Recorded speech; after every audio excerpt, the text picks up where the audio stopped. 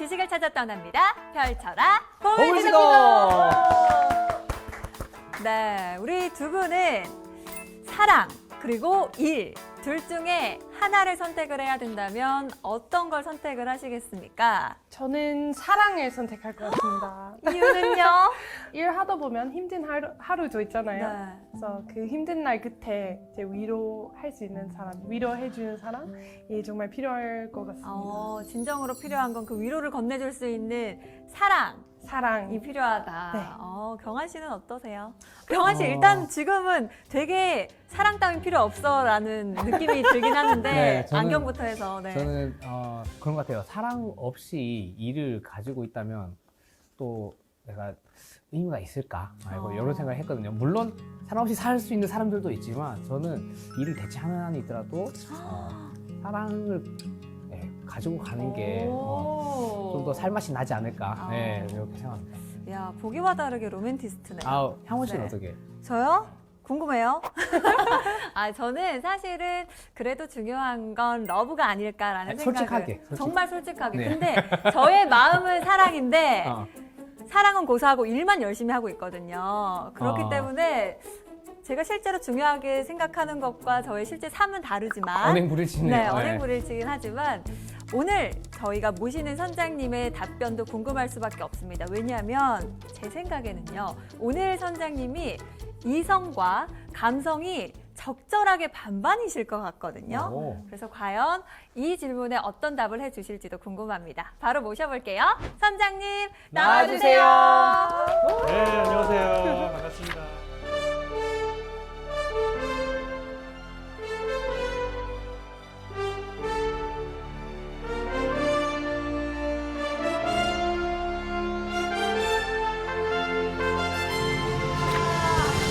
네, 선장님 저희 이야기 들으셨죠? 네, 듣고서 어떻게 대답할까? 아이고, 큰일 났네, 이거. 네, 저희 아내가 듣고 있습니다. 가시방석이네요. 다시 방송이야, 맞아. 의식이 될 수도 있겠군요. 아, 그럼요. 네. 솔직한 답변을 원합니다. 우리 선장님은 사랑과 일 어떤 걸 선택하시겠습니까? 네. 제 삶 살아오면서 그 우선순위를 조정하면서 두 개 다 잃지 않으려고 바둥바둥 거리는 삶이었던 것 같아요. 제 카톡 프로필에요. 사랑이 없으면 아무것도 아니다. 이렇게 써 있기도 한데요. 우와. 그런데 사실 그 사랑을 유지하려고 했을 때 결국은 돈이 없이 사랑이 유지가 쉽지 않겠죠. 쉽지 않죠. 현실 가운데서. 네. 그래서 사랑을 마음속에 정말 품고 있지만 그 사랑을 지키기 위해서라도 일은 정말 중요한 거고 돈은 벌어야 되는 거니까요. 네. 그런 밸런스를 잘 찾는 것, 그 균형을 찾는 것 굉장히 중요하지 않을까 이런 생각을 해봤습니다. 그래서 오늘 제가 강의에 한번 강의 제목을 한번 붙여봤어요. 첫 번째가 엄마의 육아, 두 번째 아빠의 육아, 그리고 황혼 육아. 황혼 육아까지. 야, 결국 다 육아에 대한 얘기인데요. 네. 이 육아와 일이 어떻게 균형을 잡을 수 있을까? 누군가는 육아를 조금 더 많이 더 집중을 하실 거고 누군가는 일을 더 집중할 것인데 이게 어떻게 우리 아이들한테 또 영향을 주고 우리가 최적의 결정을 어떻게 할 수 있을까? 이런 것들을 한번 생각해 보려고 합니다. 이게 경제학적으로도 데이터들이 다 있다는 말씀이시죠? 네, 맞습니다. 궁금합니다. 네.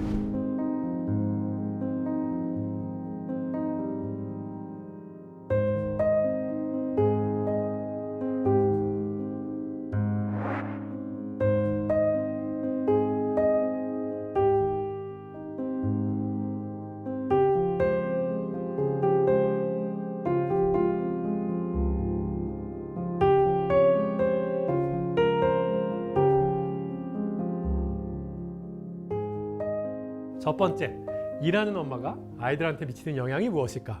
사실은 여성의 사회 참여는요, 아이들한테 미치는 영향뿐만 아니라 그 사회 전체적인 여성의 자기 성취 굉장히 중요한 것이고, 그 다음에 사회의 그 일하는 사람들의 그 명수, 그 퍼센테이지 굉장히 중요하기 때문에 단순히 아이에 미치는 영향만 고려해서는 안 됩니다.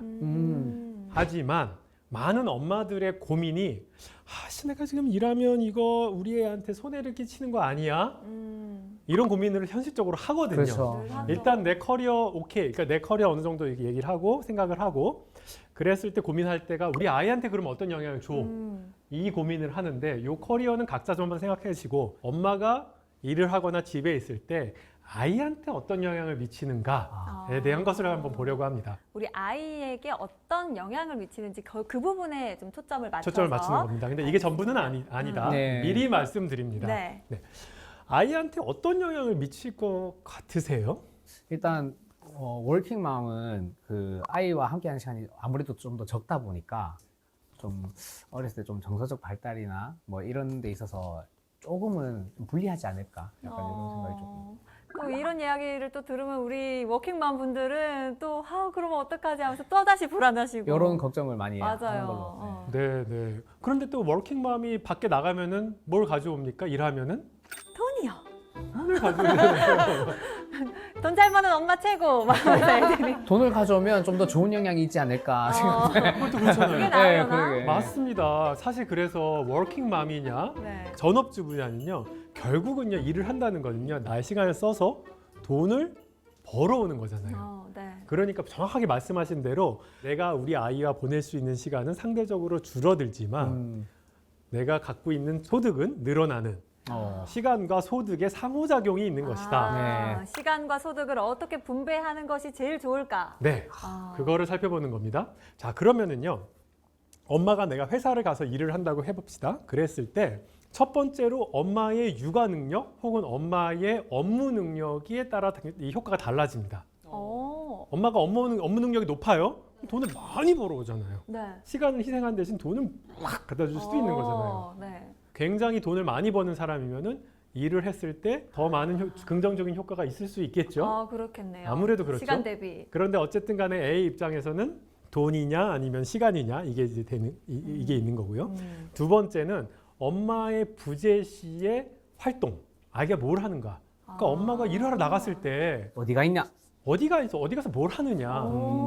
그게 사실 되게 중요해요. 그렇죠. 그렇죠. 근데 그럼 어디가 있나요, 보통? 어린이집이나 유치원 가거나 네. 할머니 댁 맡겨지실 수도 있고요. 어디 맞습니다. 맡겨놓고. 네. 미국에는 베이비시터 그렇죠. 불러요. 네. 베이비시터 굉장히 내가 흔하죠. 오셔서 네. 네네 맞아요. 돌봐주고. 그렇지만 어쨌든 간에 그래서 어린이집의 그 퀄리티, 어린이집의 질이 또 중요하겠죠. 네. 근데 우리나라는 어느 정도 양질의 어린이집을 만들어 놓은 상황이에요. 그러니까 엄마가 굉장히 육아 능력이 높으면은 어린이집보다 더 좋게 할 수도 있는 거죠. 근데 엄마가 육아 능력이 또 나쁜 분들도 계시죠. 그렇죠. 그런 분들은 어린이집이 더 좋을 수도 있는 거예요. 왜 또 하나가 아이의 특성이에요. 아이의 특성. 아이가 예를 들어서 장애가 있다든지 아니면은 뭐 ADHD가 있다든지 이런 경우에는 엄마가 집에 있는 게 굉장히 도움이 됩니다. 성별도 좀 차이가 있어요. 남자애 있을 때 엄마가 집에 있을 때 더 많이 도움이 되는 경향이 있어요. 남자아이들은 엄마가 좀 더 케어를 해주면 더 좋은 방향으로 커가는군요. 그런 거죠. 그러니까 보통 왜 그러냐 하면 남자들이 문제를 많이 일으켜서 그래요. 장난꾸러기 말씀꾸러기 장난꾸러기 많고. 남자가 문제예요.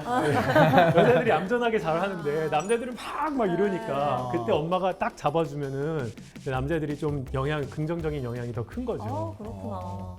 워킹맘과 전업주부는 굉장히 다른 사람들이죠. 네.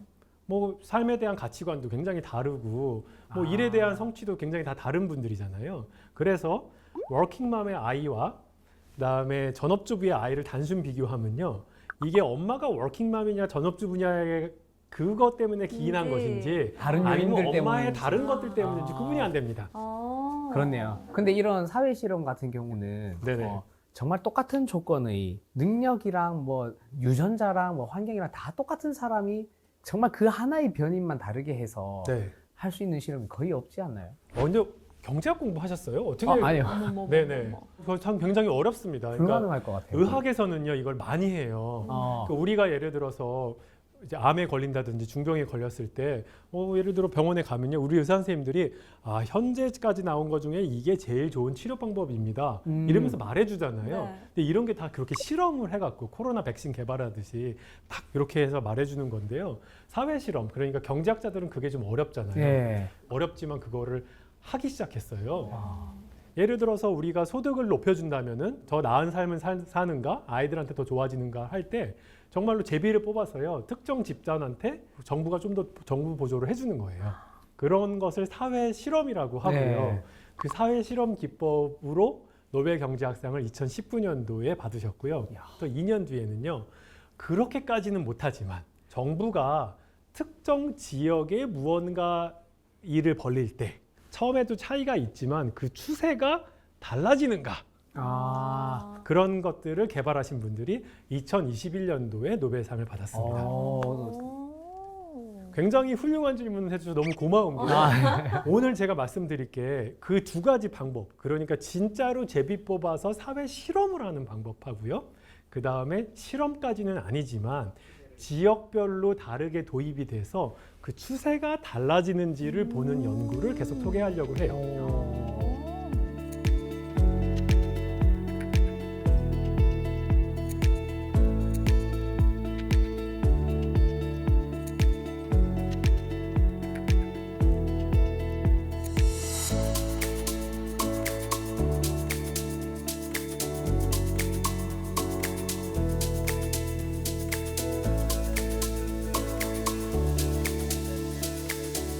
그럼 보시면요, 노르웨이로 한번 날아가 보겠습니다. 노르웨이.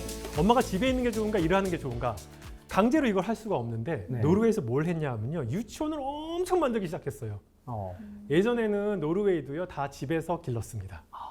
그러다가 1960년대 들어서요 어린이집을 굉장히 많이 만들기 시작했습니다. 1960년대 70년대는요 어린이집 등원율이 거의 0%였어요. 아무도 안 갔어요. 그러다가 1995년이 되니까요 60%가 가는 상황이 됐습니다. 반 이상이 이제 가기 시작했네요. 네, 그렇게 됐는데요. 그게 지역별로 굉장히 도입이 달랐어요. 예를 들어서 저는 서울에서 1977년에 태어났는데요. 그때 만약에 막 지어졌으면은 운 좋게 어쨌든 유치원을 많이 간 거고요. 네. 똑같은 해에 태어났었는데 그런 것들이 아직 인프라가 없는 지역에 태어났으면은 못 가는 거죠. 이런 식으로 이제 비교를 하는 건데 그 아이들의 추세가 어떻게 달라지는가 네. 이제 보는 겁니다. 그래서 봤더니 어린이집을 확충했더니요. 아이들의 교육 연한이라든지 대학에 갈 확률이라든지 소득이 다 상승했어요. 유치원을 보내니까요. 유치원을 보냈더니요. 그래서 이렇게 생각을 한 거예요. 그러면 전업주부 하는 것보다 유치원 보내고 워킹맘 하는 게 더 나으네? 이런 결론을 이제 처음에 딱 내렸습니다. 네.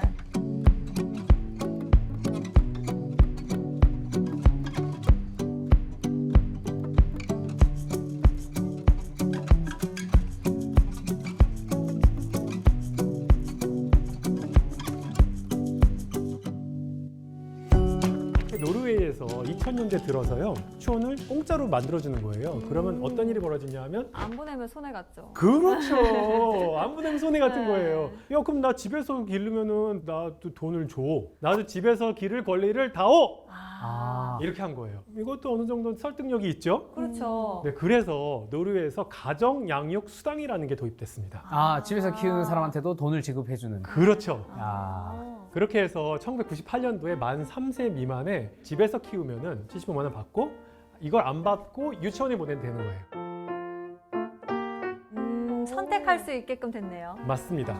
그러니까 유치원이냐 아니면 75만 원이냐. 이 제도가 도입됐을 때 어린이집에서는 별로 안 좋아했겠네요. 맞습니다. 그랬겠죠. 네. 네. 그렇게 됐을 때 어떤 연구를 했냐면요. 그러니까 3세 미만이면은 집에 엄마가 75만 원을 받기 위해서 돌아올 확률이 생기는데요. 네. 만 3세가 넘어가면요. 이 제도에 해당이 안 돼요. 그러니까 아이가 이제 그 만 3세이냐 아니면 살짝 넘어갔냐 이렇게 비교를 하게 되는 거죠. 그렇게 했을 때 이 아이들 자체는 시험을 안 보죠. 3세 미만 애들은. 네. 그렇지만 얘네들의 형제 자매는 학교 가서 시험을 봐요. 네. 그래서 형제 자매를 한번 봤더니 그러니까 누구냐 하면 자기 동생 때문에 엄마가 집에 들어왔어. 양육수당을 받으려고. 그랬을 때 그 형제 자매한테 어떤 영향을 미쳤는가 봤더니 형제 자매들의 성적이 올라가요. 집으로 돌아왔더니요? 네네. 그러니까 집에서 돌아와서 아이들과 보내는 시간이 늘어났더니 네. 성적이 올라갔네요. 다시 성적이 올라갔습니다. 자, 그럼 약간 이상해요. 아까는 워킹맘이 낫다며. 맞아. 근데 지금은 다시 좀 돌아왔더니 그게 더 낫다고? 이렇게 좀 약간 헷갈리잖아요. 둘 다 뒷받침이 되네요. 이게 뭐냐 하면요. 자, 60% 보냈을 때 평균적으로는 긍정적인 영향을 미치지만 엄마의 양육 능력이 굉장히 좋았던 친구들은 약간 손해를 본 거죠. 가정 양육 수당을 도입하니까 나는 안 보내고 내가 키우고 싶은 엄마들이 있었을 거 아니에요. 네. 근데 그런 엄마들 어떤 엄마들이겠어요? 그 교육에 대한 좀 관심도 많으시고 네. 그런 분들이 그래도 내가 키워보겠어 하지 않으실까요? 그렇게 하죠. 열의가 있는 파이팅 사람들. 넘치는 분들, 네. 에너지도 좀 있고 네. 교육 내가 시킬 거야. 어. 이런 분들이 양육 능력이 높은 분들 아니에요. 네. 그런 분들이 애들을 다시 집에 데리고 들어오는 거예요. 그 옛날에 손해봤던 애들인 거죠. 자, 그러면은 아까 말씀드렸듯이 어떤 것이 가장 합리적이고 가장 좋은 것이었냐?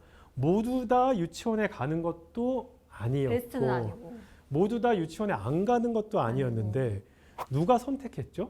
부모님이요. 부모님이 선택한 거예요. 아, 자기가 자기 자식을 제일 잘 알아요 또. 아, 그렇죠, 그렇죠. 공교육의 교육을 다 같이 받는 게 얘한테 더 좋을 건지 네. 아니면 그냥 1대1로 네. 내가 케어를 하는 게 더 좋을는지는 부모님이 제일 잘 부모님이 굉장히 잘합니다.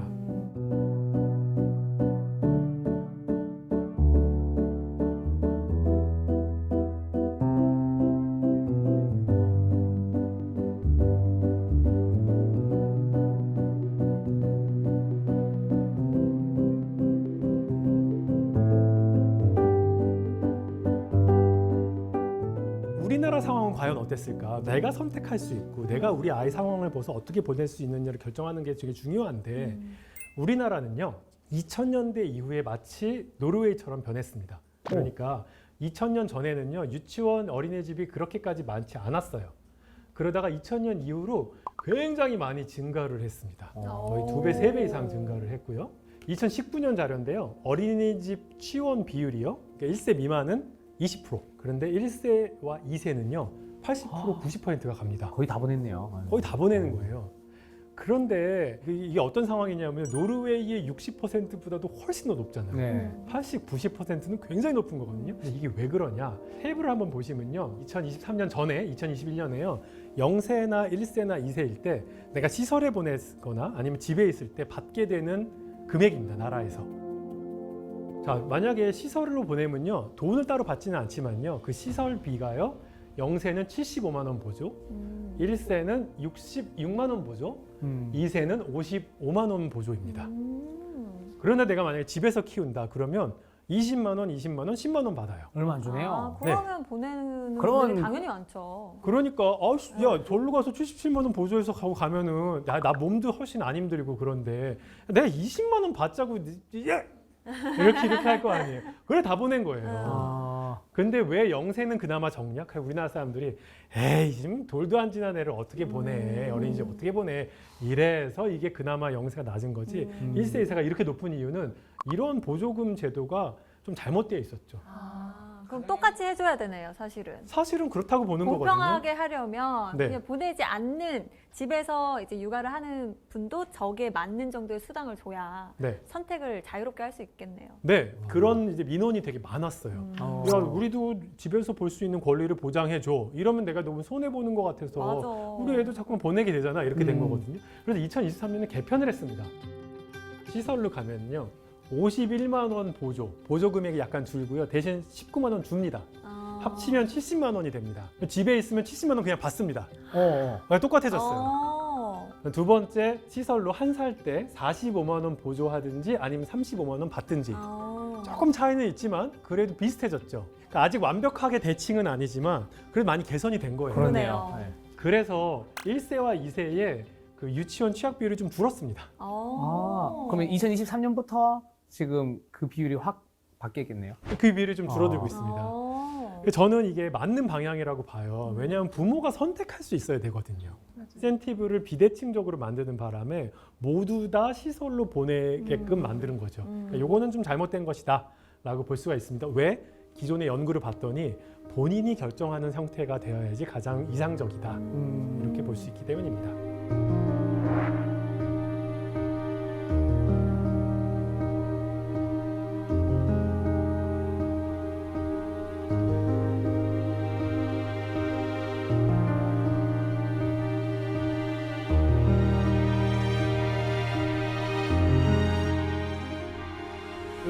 엄마들이 갑자기 직장을 그만두는 순간이 출산이잖아요. 그렇죠.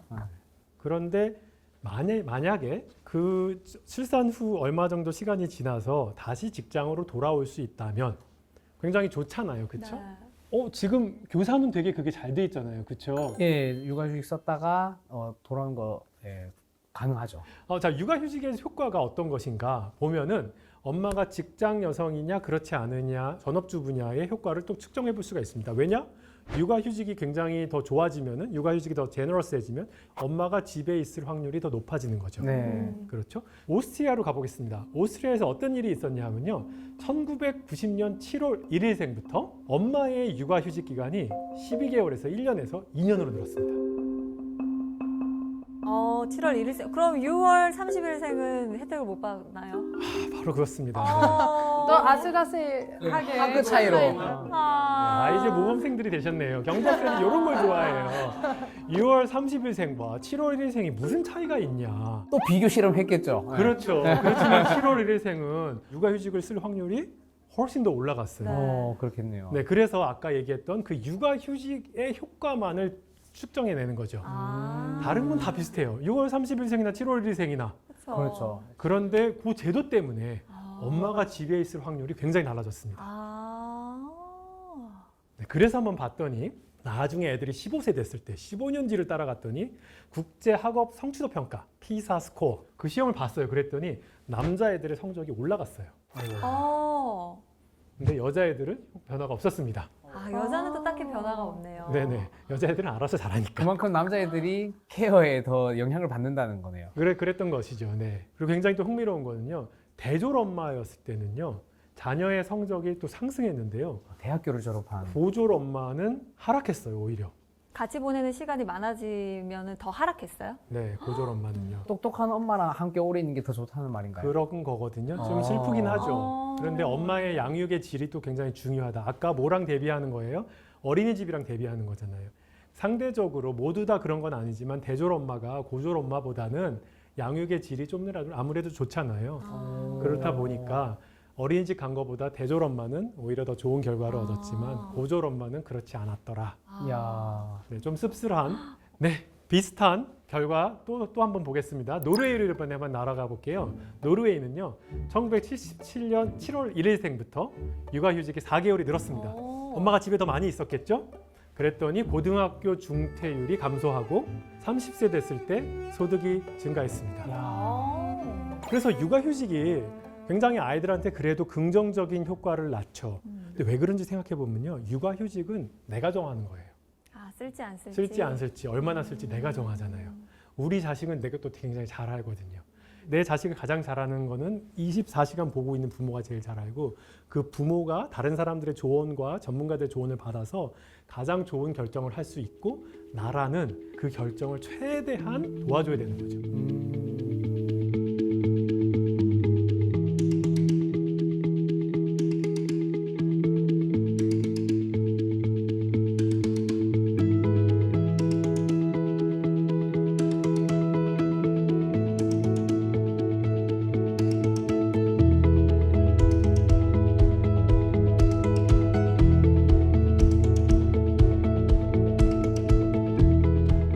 작년도에 노벨 경제학상을 받으신 클라우디아 골딘이 남녀 임금 격차로 받았어요.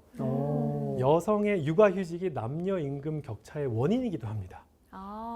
그럴 수밖에 없겠네요. 쉬다가 나가니까. 쉬다가 나가니까요. 한 2년, 3년 그 커리어 공백이 생기잖아요. 하지만 그럼에도 불구하고요. 아예 직장을 그만둬서 오랫동안 그 노동시장에서 나가는 것보다는 그거보다는 훨씬 낫죠. 그렇죠. 네, 그렇죠. 하지만 주로 여성이 많이 쓰는 상황에서 육아휴직이 길어지면 길어질수록 여성의 임금이 줄어드는 것은 사실입니다. 그러면 사실은 제일 좋은 거는요. 아빠도 육아휴직을 쓸 수 있게끔 하면 어떨까요? 부모님은 2명이라고요. 맞습니다. 네. 맞아요. 우리나라는요 선진국이에요. 그래서 아빠, 엄마 동시에 쓰는 거를요 굉장히 장려합니다. 정책적으로는 그렇습니다. 그렇죠. 저는 남자와 여성의 육아휴직을 약간 강제하자. 좋다. 네. 무조건 해. 네. 3개월은 무조건 해. 쉬어. 네. 그러니까 예를 들어서 1년은 모르겠지만 3개월은 그냥 뭐 나오지 마 하는 것도 저는 괜찮다고 생각합니다. 왜냐하면요. 이렇게 막 신청하는데 굉장히 눈치 보이잖아요. 그게 아니라 내가 회사를 나오려면 신청해야 돼. 약간 이런 구조로 만드는 거죠. 그래서 남자든 여자든 똑같이 야, 아기 낳았어? 3개월? 안녕. 그 다음에 오는 거는 오케이. 이렇게 만들면요. 자, 육아휴직을 했을 때 그러면 남자랑 여자랑 똑같이 육아휴직을 한다 그러면 아까 말했던 남녀 임금 격차의 그 육아휴직이 부정적인 영향을 주는 것도 극복할 수가 있고요. 그렇죠. 남자들 육아로 넘어갈 텐데 남자들 육아도 사실은요 경험해봐야지 알거든요.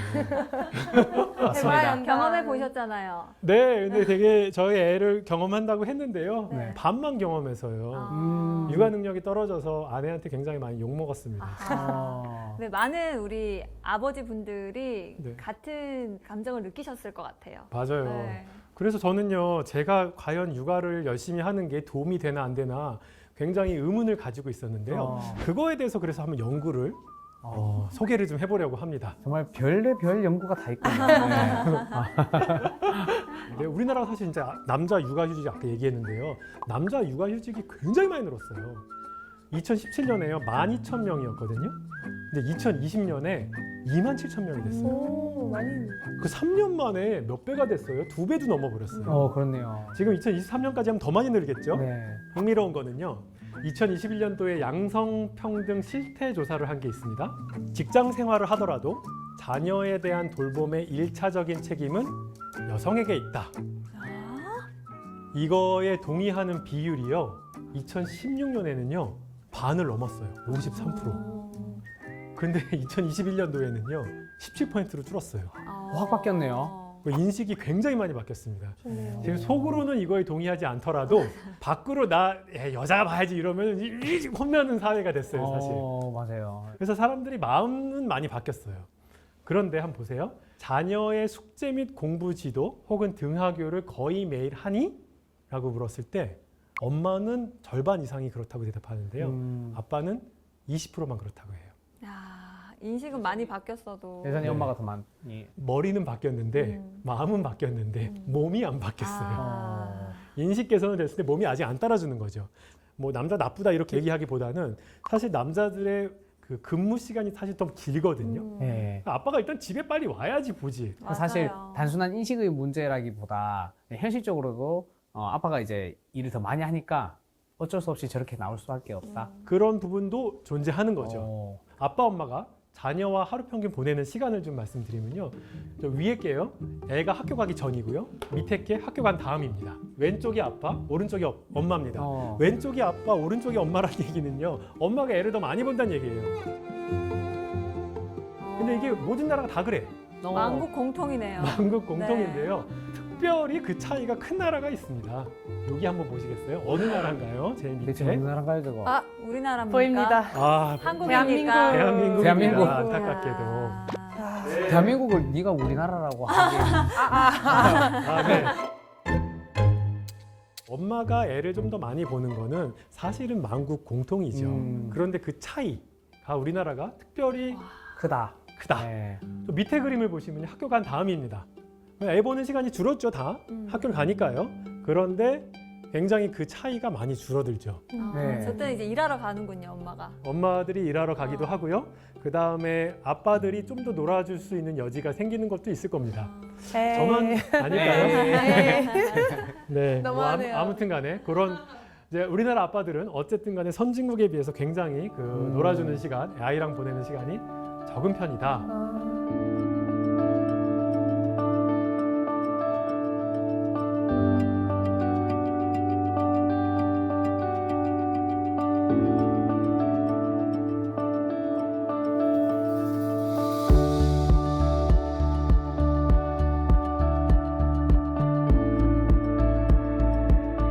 좋다.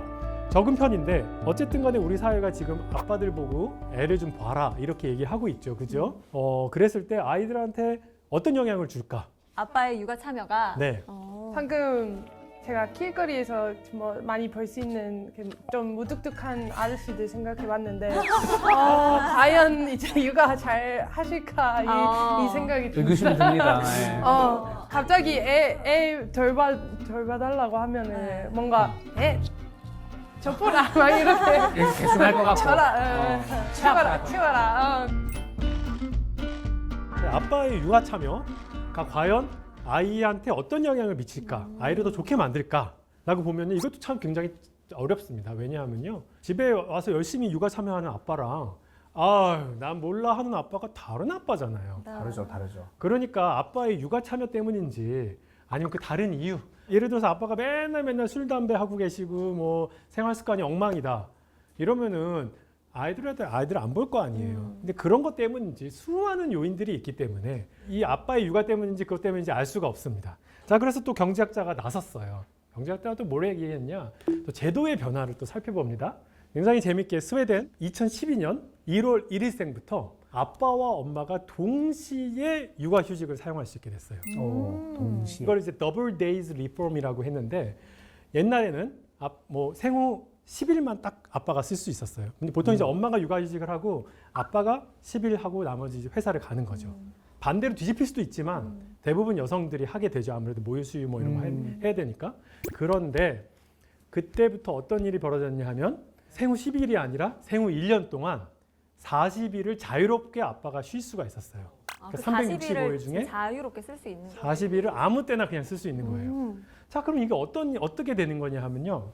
언제 아빠가 달려오겠어요? 아무래도 이제 엄마가 많이 육아휴직을 쓰는 상황인데 언제 오냐면요. 엄마가 너무 힘들 때, 아플 때, 엄마가 쉬어야 될 때. 엄마가 좀 쉬어야 될 때, 혹은 애가 아플 때, 그럴 때 올 거 아니에요. 네. 그렇죠? 엄마가 아플 때 오는 거예요. 아빠가 지원군처럼 딱 나타나는 거예요.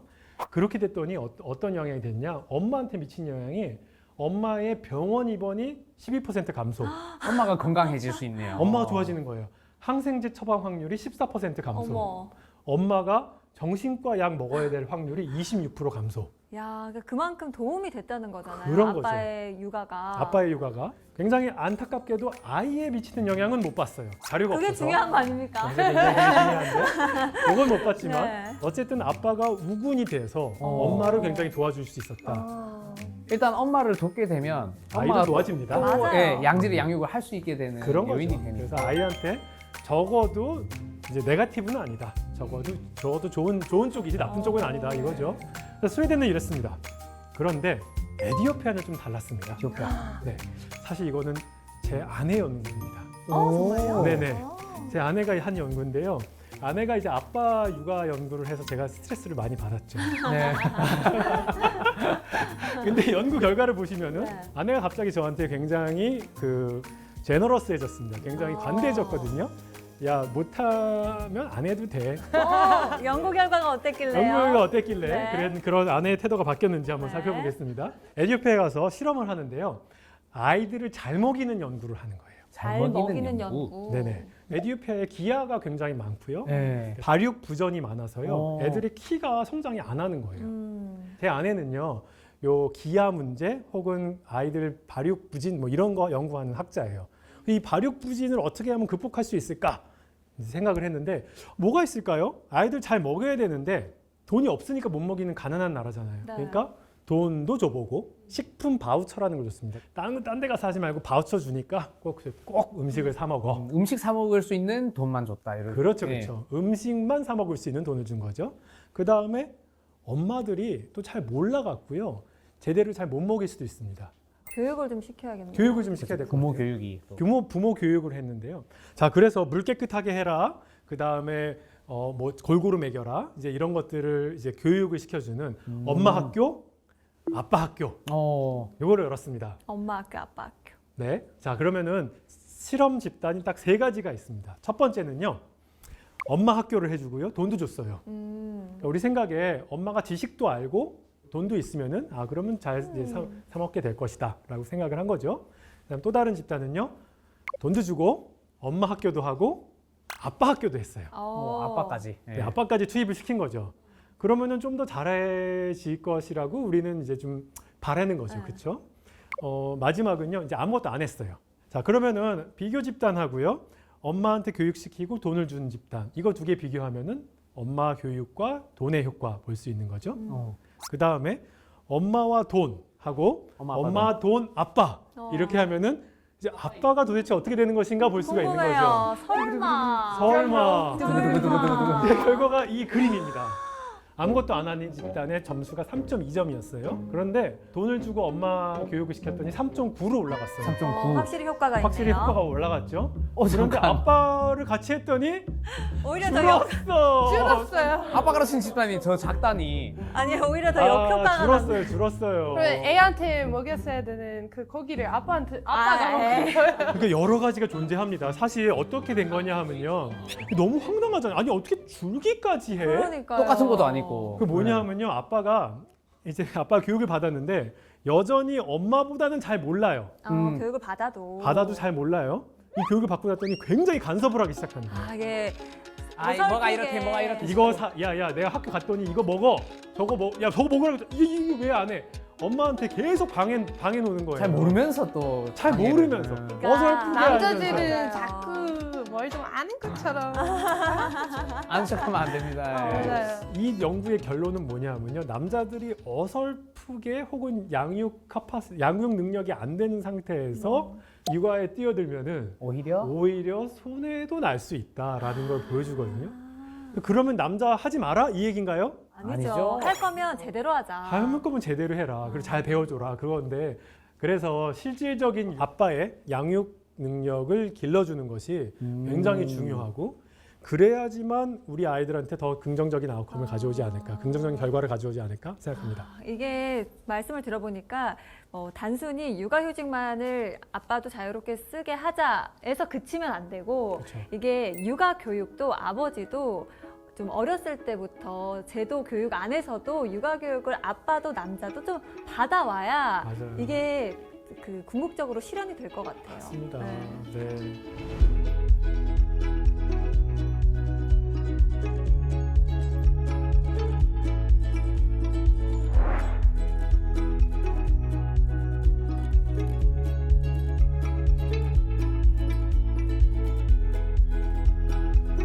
자, 이제 마지막 주제입니다. 오늘의 황혼 육아.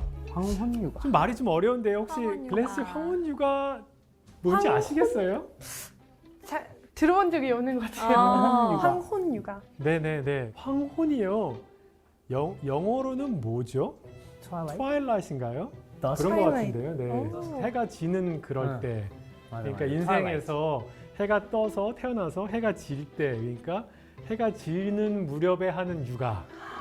그래서 많은 조부모들이 사실은 나라를 불문하고 되게 많이 도와주실 수 있다면 큰 도움이 되는 것이 사실입니다. 그러니까 미국만 해도요, 친정어머니나 시어머니가 출퇴근 거리에 살면요, 여성의 노동시장 참여가 굉장히 늘어납니다. 4 내지 10% 늘어납니다. 그러니까 한 70%에서 74, 80%까지 늘어나는 거죠. 그러니까 할머니 도움이 꽤 있는 겁니다. 적지 맞아. 않네요. 네. 네, 맞습니다. 제가 아는 간호대 교수님은요, 그 우리나라 1호 간호학 박사였어요. 오, 1호. 1호. 그러니까 우리나라 간호사 중에서 처음으로 박사를 받으신 분이에요. 그 교수님이셨고요. 굉장히 이제 화려한 커리어였죠. 네. 그랬는데 조기 은퇴하셨어요. 오. 왜냐? 손주가 생겼는데 황혼육아 하러. 딸이 엄마 살려줘 막 그러는 거예요. 황혼육아 하려고 교수직을 2년인가 빨리 은퇴하셨어요. 이야. 야, 제가 이거 보면서 야, 이렇게 훌륭한, 그러니까 커리어로 상으로는 거의 뭐 정말 뛰어나신 할머니인데도 불구하고 야, 자식이 이렇게 황혼육아 도와달라고 하면은 장사가 교수직을 없다. 때려치고 가는구나. 뛰어가셨네요. 네, 그런 경험도 있었습니다. 오늘은요, 이 할머니, 할아버지들의 도움을 굉장히 많이 받고 있는데요, 우리나라 사회가. 이 부모, 조부모님들께 건강에 긍정적인 영향을 줄까요? 나쁜 영향을 줄까요?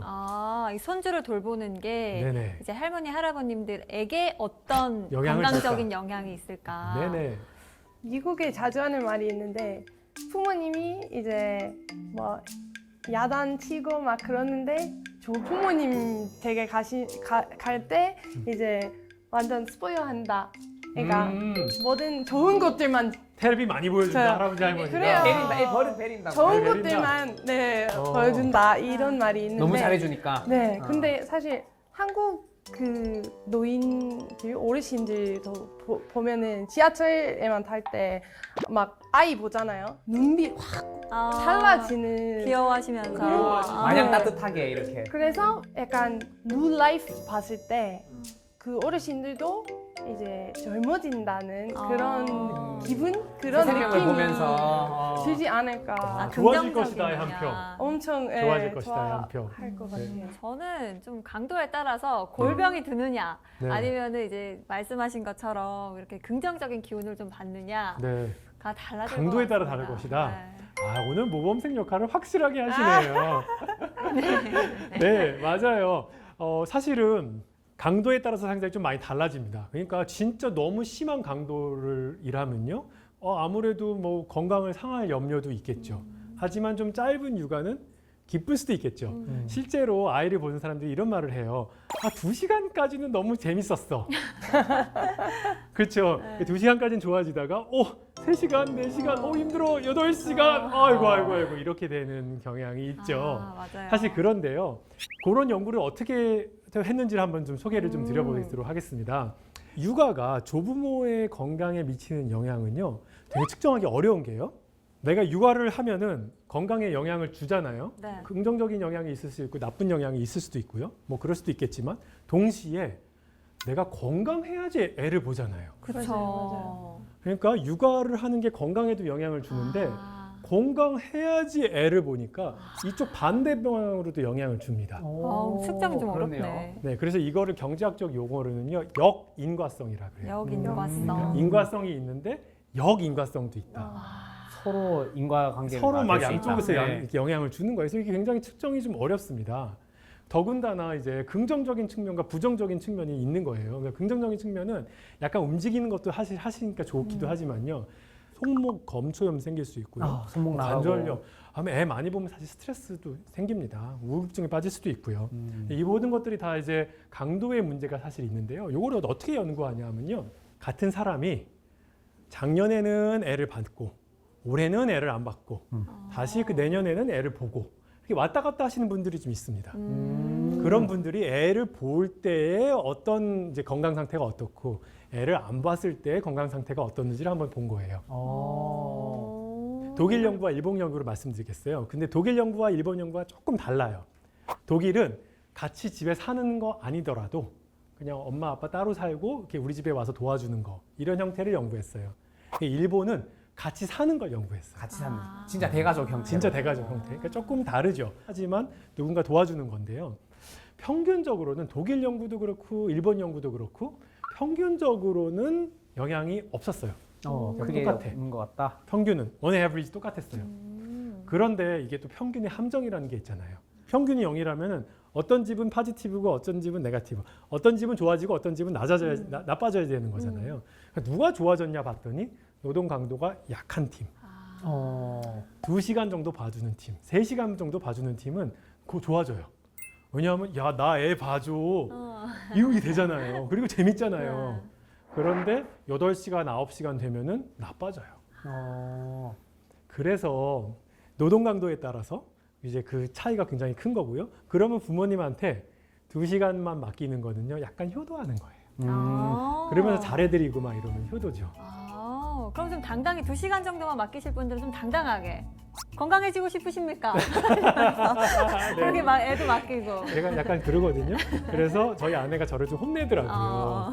너무 그러지 마라. 그래도 고맙다고 막 해라. 그렇죠. 네네. 그러면 이 연구 결과를 가지고 그 몇 시간까지 맡기는 게 가장 건강한지도 말을 할 수 있을까요? 그거는 평균적인 사람들한테는 얘기할 수 있는데요. 네. 그건 좀 어려워요. 왜냐하면 조부모의 건강에 따라 달라요. 아. 조부모의 육아 능력에 따라 달라요. 어떤 조부모님들은 7시간 봐도 끄떡없는 분들이 계세요. 그럴 수 있잖아요. 근데 네. 어떤 아프신 조부모님들은요, 30분도 못 보는 거예요. 그럴 수도 있겠네요. 그렇죠.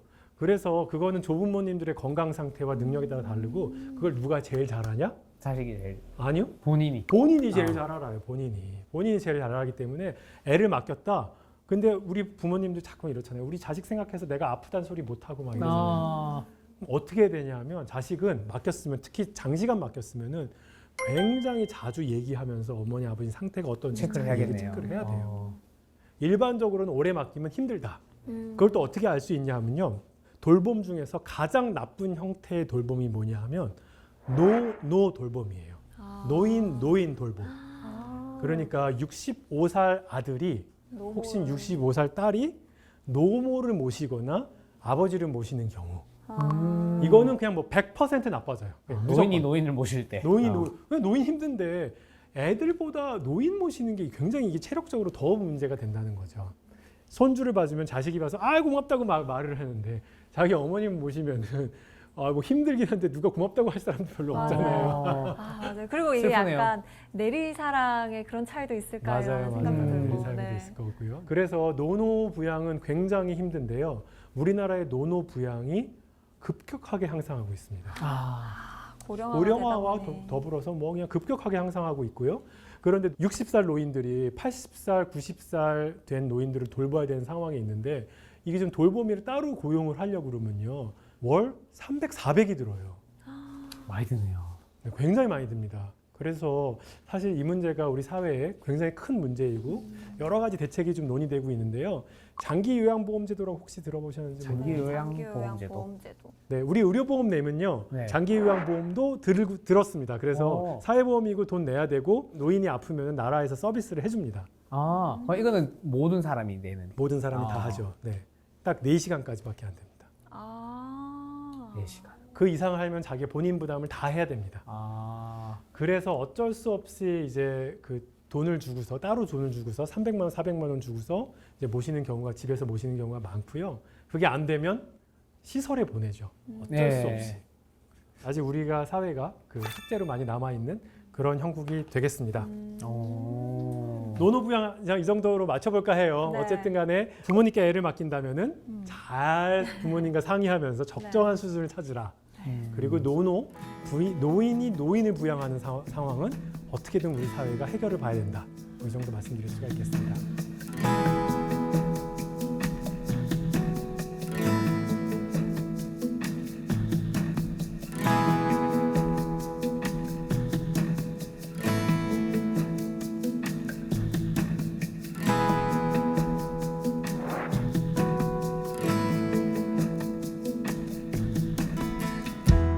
그러면은 이제 그런 생각이 듭니다. 이제 궁극적으로 그렇다면 아이 낳기 좋고 아이 키우기 좋은 대한민국을 위해서는 어떤 게 필요할까에 대한 질문 물론 어렵겠지만 네. 선장님께 한번 여쭤보고 싶네요. 네. 네. 제 연구는 아니지만요. 한국은행이 최근에 한 연구가 흥미로운 좋은 연구가 하나 있습니다. 우리나라 초저출산, 초고령화 사회의 근본 요인 4가지를 얘기했습니다. 4가지. 첫 번째, 경쟁. 과도한 경쟁. 제가 1강에서 한번 말씀드렸어요. 네. 지난번에 네. 나와서 우리나라 과도한 경쟁의 원인이 뭐냐? 아까 이 기울기가 너무 급격한 거. 그거 얘기했잖아요. 그죠? 과도한 경쟁 사교육. 이게 1번. 2번, 주거. 주거. 네네. 아파트값 너무 비싸서. 주거인 줄 알았어요. 주거. 주거? 네네. 주거. 죽으란 말이 아니고. 하우징. 하우징. 네네. 아파트값이 너무 비싸서. 다음 3번째, 고용. 그러니까 청년들이 좋은 일자리가 없어서. 마지막으로 4번째가 육아 양육. 이 얘기를 했거든요. 이 4가지가 우리나라 그 초저출산 문제이고요. 저는 이렇게 많이 비교합니다. 이렇게 많이 이야기합니다. 많은 사람들이 이 정책 했는데 돈 줬더니 안 돼. 뭐 했더니 안 돼. 야, 이거 했어도 안 돼. 다 이렇게 얘기하거든요. 근데 이 저출산 문제는 대표적인 multifaceted problem이에요. 대표적인 다면적인 문제예요. 무슨 말이냐면 100m를 뛸 때요. 100m를 우리가 뛰고 있는데 족쇄가 묶여져 있어요. 경쟁의 족쇄, 양육의 족쇄, 주거의 족쇄, 직장의 족쇄, 고용의 족쇄 이게 다 있어요. 근데 하나 해결해 줬어요. 그 3개 족쇄 걸려있어 이렇게 뛰잖아요. 이 족쇄가 4개 다 풀려야지 진짜 뛸 수 있는 거거든요. 맞습니다. 이런 거랑 굉장히 비슷합니다. 그래서 뭐 하나 했다고 야 안 돼 이렇게 할 게 아니에요. 이게 우리 모든 족쇄가 다 조금씩 다 풀려 나가야지 대한민국 사회가 뛸 수가 있습니다. 그러니까 진짜 들으면 들을수록 출산율을 높이기 위해서는 정말 다방면으로 얽히고 설킨 실타래를 풀어야만 맞습니다. 가능하지 않을까라는 생각이 다시 한번 들었습니다. 그렇다면 오늘의 강의 우리 선장님께서 멋있게 또 한마디로 정리를 해주신다면요? 아기 키우느라고 힘드시죠? 네, 아기 낳기 겁나시죠?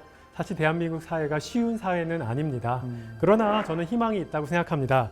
경쟁의 족쇄, 육아의 족쇄, 주거의 족쇄, 직장 문제의 족쇄, 우리 사회가 모두 힘을 합쳐서 이것들을 풀어나간다면은 좋은 사회 만들 수 있지 않을까 생각합니다. 이상입니다. 고맙습니다. 아.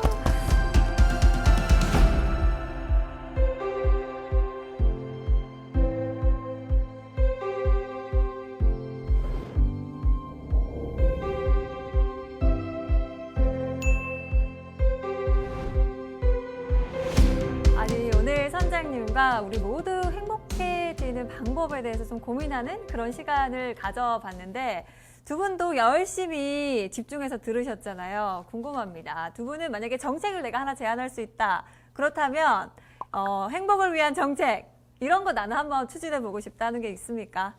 일단은 사교육비 아예 없애거나 사교육. 많이 줄이 극단적이야. 많이 줄이고 싶어요. 사교육에 대한 그 비중을 좀 많이 줄이고 싶다. 네. 나중에 미래 아기를 키울 때. 네. 저는 뭔가 정책을 만든다면 일주일을 8일로 만들면 어떨까? 일주일 8일로 만들어서 9월째 그대로 해. 근데 3일 정도 쉴 수 있게 되면 훨씬 더 행복해지지 않을까.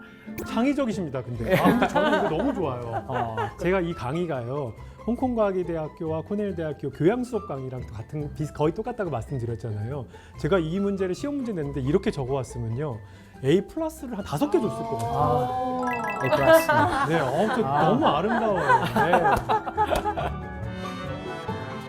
오늘 뭐 엄마의 육아, 아빠의 육아, 또 황혼 육아까지 경제학적으로 좀 접근해보는 다양한 그런 시간들이었는데요. 뭐 육아의 형태가 어떻든 간에 아이들의 웃음소리가 끊이지 않는 나라가 곧 행복한 나라 아닐까라는 생각을 다시금 하게 됐습니다. 오늘도 이렇게 흥미로운 지식도감을 펼쳐봤는데 다음에도 기대 많이 해주시기를 바라면서 인사 나눠보도록 하겠습니다. 다음 주에도 찾아라 보물지도!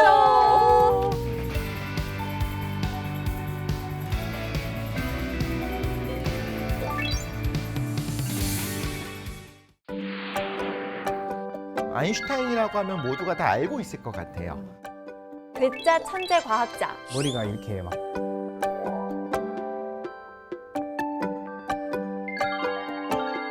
어떤 학생이었느냐? 하고 싶은 것만 했어요. 교수님을 무시하고요. 미스터라고 불렀다고요. 선생님을? 어이 베버씨 막 이런 난 식으로. 그렇게 부르는 거예요. 어머. 어쩌 교수님이 가르쳐 주는 게 절대적인 게 아닐 수도 있지. 세상의 모든 것을 의심하면서 호기심 그리고 학구열을 불태웠다고 합니다. 그러면서 뭘 고민하기 시작하냐면